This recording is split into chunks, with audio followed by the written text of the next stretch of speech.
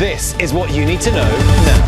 Hundreds of deadly wildfires burning from Utah to Canada. The new strategy to reopen the Strait of Hormuz. Will it work?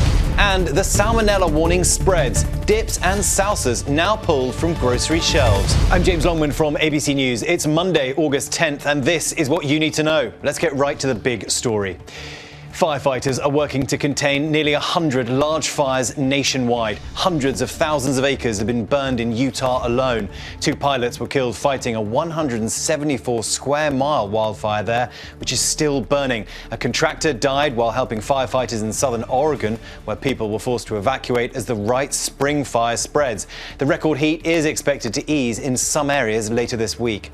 And in Canada, more than 20,000 people have been ordered to flee their communities in British Columbia, which is now under a state of emergency. In Summerland, homes have been destroyed, flames jumping across this highway.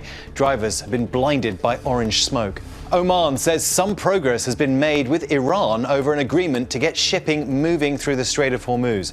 Talks in recent days have focused on a new route through the strait, which would be managed by Iran and Oman. Although, yet again, Tehran says the deal requires other conditions being met for the waterway to be fully opened. Iran wants the US to lift its naval blockade, pull forces from the region, and pay for war damage. President Trump has told Axios the US is, quote, semi-negotiating with Iran and letting economic pressure do the work. Iran says messages are being exchanged, but that there is no formal negotiation. Iran-backed Houthi rebels struck a major Red Sea port in Yemen twice in less than 24 hours using drones and ballistic missiles. At least 7 people were killed and 15 wounded.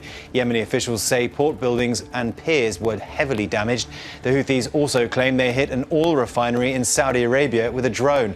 Saudi officials confirm a fire at an Aramco facility, but haven't said what caused it. The attacks are raising fears of new disruptions to Red Sea shipping and a return to Yemen's civil war. Israeli Prime Minister Benjamin Netanyahu has rejected the Gaza deal announced by President Trump.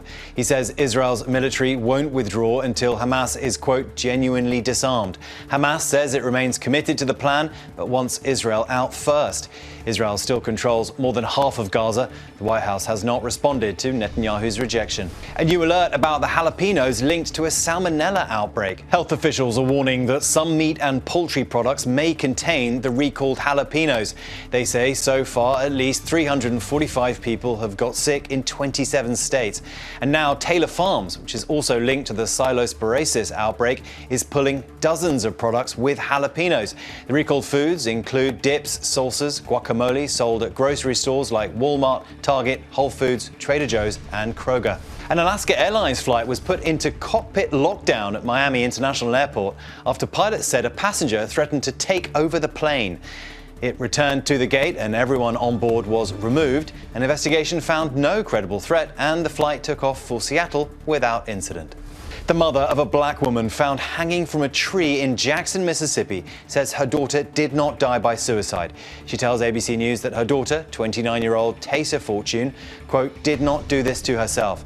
Autopsy results are still pending. A man said to be a person of interest in Tasia's death has been arrested on an unrelated gun charge. He's denied any involvement, but told police he had argued with Tasia. President Trump is acknowledging there is no video or proof of vandalism to the Lincoln Memorial reflecting pool.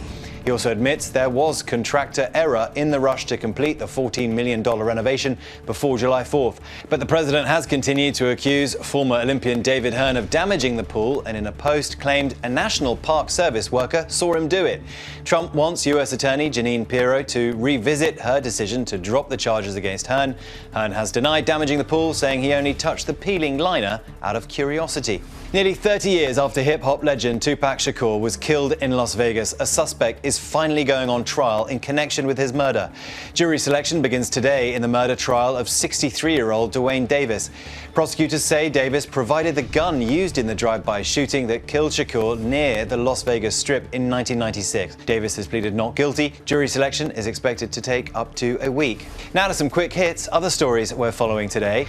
A man has reportedly been arrested at Kim Kardashian's Southern California mansion after breaking in and stealing a car. That's according to the LA Times. The suspect allegedly took the car for a joyride and is charged with burglary. Kim has infamously been targeted before. She was robbed at gunpoint in Paris back in 2016. There were no big winners in the Powerball drawing this weekend, meaning the estimated $905 million jackpot is still up for grabs. The prize is now the 8th largest in Powerball history. The winner can choose to receive the $905 million over 30 years or take a lump sum cash option of $392 million. And Spider-Man: Brand New Day has become the second fastest movie ever to reach $1 billion at the international box office, trailing only 2019's Avengers: Endgame. Brand New Day now stands as the 12th highest grossing film of all time. Another Tom Holland film, The Odyssey, also recently crossed the $1 billion mark. And now, one more thing before you go. The cast and crew of the new Baywatch revival are honouring a real-life hero. The 16-year-old lifeguard was recognised after video of him saving a 10-year-old boy in California went viral. Stars of the upcoming show called him extraordinarily brave and presented him with one of their famous red jackets. I used to love that show. And that's what you need to know for breaking news and live updates throughout the day. Check out ABC News streaming on Disney+. New episodes streaming every day only on Disney+.